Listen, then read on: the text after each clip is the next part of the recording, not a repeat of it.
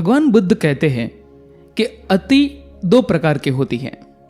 एक अति है भोग विलास में, काम सुख में, ऊपर से नीचे तक डूब जाना। गिरे हुए भूले हुए लोग इस अति में पड़ते हैं। दूसरी अति है शरीर को अत्यधिक पीड़ा देकर तपस्या करना, अपने को विभिन्न प्रकार से पीड़ा पहुंचाना।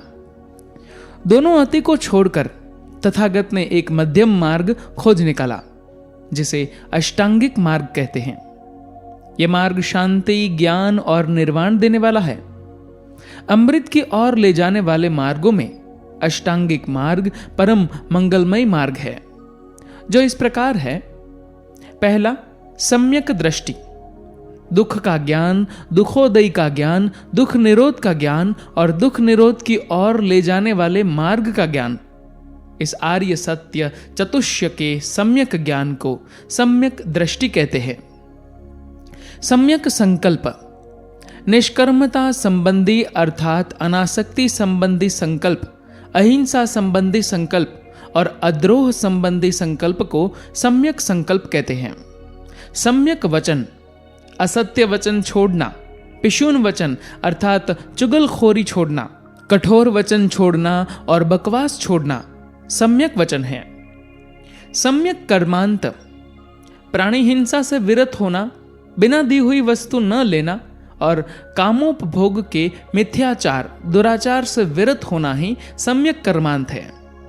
सम्यक आजीव, आजीविका से मिथ्या साधनों को छोड़कर अच्छी सच्ची आजीविका से जीवन व्यतीत करना सम्यक आजीव है।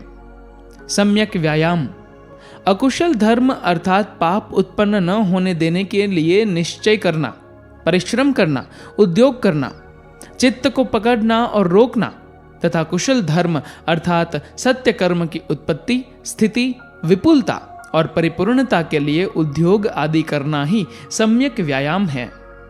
सम्यक स्मृति, अशुचि, जरा, मृत्यु आदि दैहिक धर्मों का अनुभव करना तथा उद्योगशील अनुभव ज्ञान युक्त हो लोभ और मानसिक संताप को छोड़कर जगत में विचरना ही सम्यक स्मृति है।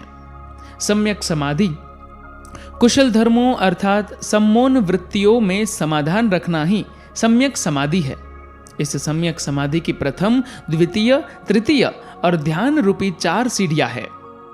पहले ध्यान में वितर्क और विचार का लोप हो जाता है। प्रीति, सुख और एकाग्रता ये तीनों मनोवृत्तियां ही रहती है।